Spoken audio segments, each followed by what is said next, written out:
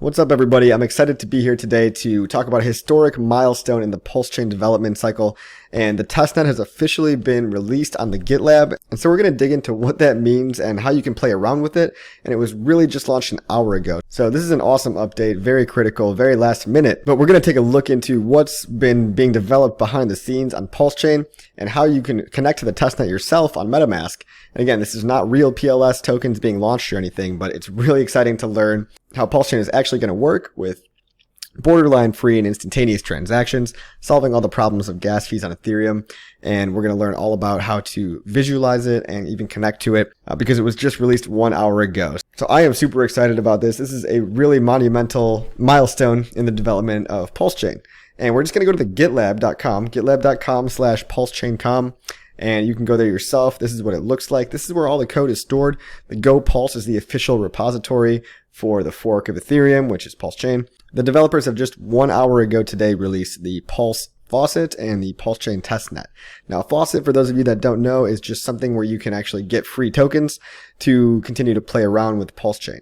So the Pulse Faucet is something you can run on your local machine and get free test PLS tokens. Again, there's not real PLS yet. Real PLS does not exist, but we can play around with TPLS, which is the test version. So we're going to look into the testnet first. Click right here, and we're going to hop over to the testnet repository. So we'll scroll down to the PulseChain Testnet, and connecting your MetaMask is very simple and very straightforward. The instructions are all right here. You should already have MetaMask, so we'll walk through it together for the first time. So I'm going to open my MetaMask account, and I'm just going to walk you through connecting to it right on the screen here, because this is what you're going to end up having to do when PulseChain goes live. So why not get some practice right now, right? So click on the green Ethereum mainnet button right here. Okay. You're going to see all the networks that you're currently connected to. Ethereum, maybe you're connected to Matic or Binance Smart Chain. We're going to go down to custom RPC right at the bottom, the very, very bottom, and then just fill out all the fields as you see directly in front of you on the GitLab page for the PulseChain Testnet. So the network name is PulseChain Testnet. The RPC URL is https://rpc.testnet.pulsechain.com. The chain ID is going to be 940. It's 940. Make sure you enter that exactly right. The currency symbol is going to be TPLS because we want to remind ourselves that this is not real Pulse, right? So we're going to add that T just to remind you that it's test tokens right now. We're just playing around and we're just getting a feel for what is to come in the future, which is really, really exciting to see it actually come to life in the physical reality. And finally, the block explorer URL is https://scan.pulsechain.com. And we're going to go to that website in a minute to show you guys how fast and cheap PulseChain really is. So we've entered everything in here and it all checks out. I'm going to do one last double check and I am going to save that. And we just click save and boom, I've just added another network to my MetaMask wallet. So if I click down here, I'm now connected to the PulseChain Testnet. And if you happen to have any Ethereum in your previous wallet, which you probably did for gas fees and all that Ethereum will automatically be converted to TPLS. So if you do want to play around with anything, if you did have Ethereum previously and you are kind of a technical person, you can go ahead and use your TPLS to run transactions or experiment and play around. And alternatively, you can try to run the Faucet yourself too and get some free test PLS tokens that way. For example, in this account of mine, because I had 0.0541 Ethereum, I now have 0.0541 test PulseChain token. So that's pretty cool. And that's how you connect your MetaMask to different networks, right? And that's all PulseChain is. It's a different network that we're using the same software MetaMask to connect to, but we're using it on a different network. So we can scroll down here and we can see that you can connect to a PulseChain node as well. So if you want to make your own testnet node, you're going to have a computer with some actual decent specs. So you're going to need at least 750 gigabytes of free storage, which I do have on this computer, but I'm not going to bore you by downloading the entire blockchain on this video. You're going to need 4 cores in your CPU at least as a minimum, and 8 gigabytes of RAM are recommended. So this particular machine that I'm on has all that, but I am not going to download it yet. I mean, the testnet only came out 1 hour ago, so I'm just going to read through this and try to explain it a little bit. And the software that you're going to need if you want to run a PulseChain testnet node, in addition to the hardware, is that they recommend Docker. So you can just click on the Docker link right here. And Docker is basically just on Windows, Mac, or Linux, whatever platform you have. It helps you spin up code faster because it creates containers that can run, code from any repository regardless of what environment you're in. And that's kind of the recommended way that they're doing this. So you're going to want to get Docker first if you're a technically minded person and just run the commands right down here in the command line. It's really simple. You just copy and paste these commands into your command line. And if you're new to all this, it could be a fun way to learn about just command line in general, right? On Windows, we just pull up CMD and we could see this is our command line. And once we have all the things that we need, we just copy scripts from the GitLab and we copy them over to here, right? Now this isn't going to work because I don't have Docker right now. So this is a really good opportunity for people that don't know command line right now to kind of get familiar with it, because right now there's no UI. There's no user interface for PulseChain Testnet as far as I know, other than the Block Explorer, but you can run some of the cool commands on Go Pulse. So if you actually do want to connect a PulseChain node on the testnet, again, you need a pretty good size of free storage to download the entire blockchain. You need a good amount of CPU cores and a good amount of RAM, which are all recommended. And for software, you're going to need Docker, and you're just going to want to copy paste all these scripts from the website into your command line, whatever you're on, Mac, Windows, or Linux. Then we can go back out. We can see that if you want to do the Faucet, you can easily just go ahead and git clone the code for the Faucet, right? This is actually the code for the ETH Faucet. And you can just code that to your main library. Now, I've already done this, so we would just go cd to go into our current directory and eth-faucet. And now I'm in this folder. And the next step would be to just copy npm run build and copy that into the eth-faucet folder to actually build the files. And then you'll be able to get some testnet PulseChain that way. So I'm still experimenting with that. More to come, but it's something cool to play around with. Now, finally, what I want to touch on is the Block Explorer itself, because it really gives you a visualization of how fast and how cheap these transactions really are. So the Block Explorer URL is called scan.pulsechain.com. So just copy and paste this into your browser, and we're going to go to scan.pulsechain.com. And here you can see, this is the Block Explorer. We've got night mode, day mode, whatever. And the average block time is 3 seconds. We've got 22 million transactions, 13 million total blocks, and 5.5 million wallet addresses created so far. And look in front of your face, guys.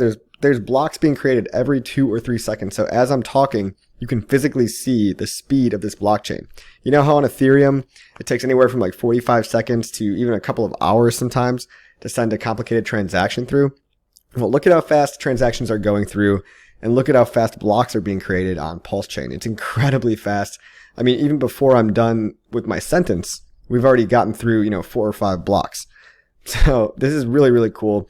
If you want to dig into individual transactions, you could see them all live. I mean, there's developers you could see right in front of you that are testing this out and transacting back and forth for very, very small fees. Look at the fee here. It's 0.0000231 fee. And I mean, it's just really, really cool stuff. So we can dig into a block and try to see some of the transactions that are inside of it. Or let's just actually take a transaction rather, and then see which block it was a part of and do some analysis. So as I was talking, 10 blocks already went by in the past 30 seconds. This is basically what the transaction details were. So you could see that it looks like they tried sending something to themselves, and they tried to send 0 ether. So I guess there was a valueless transaction just to test out the gas fee, and the gas fee was 0.0000231. Now it says ether here, but I believe it should say PLS because this is still the testnet. This Ethereum is probably not the right unit. It should probably say PLS there. If we go to Block Scout is the UI that's being used for this, and Block Scout is the UI that's going to be used for the PulseChain mainnet too. But you can also go to Block Scout for chains that are live right now. So if you want to go to blockscout.com to get a sense for what our Block Explorer might look like, you can see live right now we've got XDAI, POA, Rootstock, and a couple of other mainnets. I think I've gone over this in previous videos, but this is basically going to be like our Etherscan, right, on day one. So you can see we've got our testnet version of our Etherscan type thing right here. And you can just dig into different transactions, see what block they were a part of, and just really see how fast they're confirming. Look, ever since I started talking, there's been like 20 blocks confirmed. I mean, in Bitcoin, 1 block takes 10 minutes, guys. In PulseChain, 1 block takes 3 seconds. It's revolutionary, guys. If you're not seeing this, if you're not getting it yet, I don't know what to tell you. And look at the transaction fees, 0.0000231 ether. We're paying anywhere from $20 to $50 to swap on Ethereum right now. And that's because the price of Ethereum is so high, but it's also because there's so much usage on Ethereum and Ethereum is bloated. So because PulseChain's price is going to start so low, And because it's going to be a brand new environment, we can expect a lot lower fees as well. Now let's go back out to the homepage again just to see what's happening. Let's look at the validated transactions up here. And we could see successful token transfers, successful transactions every couple of seconds. You could tell there's developers that are doing stuff right now. Ooh, here's one where they actually transferred 10 hex from one wallet to another. So let's dig in here. Confirmed by 7 blocks, only a couple of seconds ago. Confirmed within 3.1 seconds, pretty awesome. And somebody sent 10 hex from 0x23 to 0x64. So this is a perfect example. And how much did they pay? They paid 0.00003. Again, not Ethereum. I think this is just a UI issue, but PLS token. So 0.00003 Ethereum is a very small number, but imagine that number being even smaller when you take into consideration the US dollar price of PLS when it launches. And the price of PLS when it launches is going to be, far less than a penny, right? Because the units are going to be so high. So you can see this is a really good example of somebody just sending a little bit of hex back and forth. Anyway, guys, this is a really exciting, revolutionary, monumental day for the hex community and the PulseChain community. Hopefully that gives you a little bit of excitement. I mean, I know I'm definitely super thrilled to be on this ride with you all. And this is a great update. Again, very recent, so I'm very new to this whole thing too. I'm experimenting along with you guys, but the testnet is released.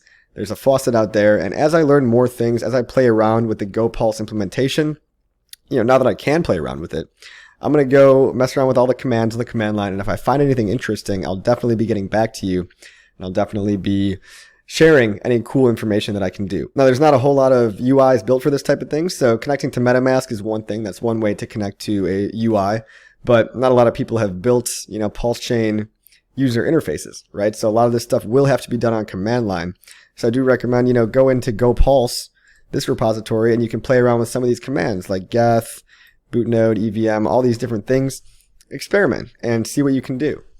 Because it's a testnet, right? If you lose money on a testnet, it's not real money. So this is going to be a fun experiment. And all this really means is that we're this much closer to the PulseChain launch. It's definitely imminent, I would say within a couple of months, but we just have to let the developers do what they do best and code debug until everything is running perfectly and smoothly. So that's all for today, guys. I'll talk to you on the next video.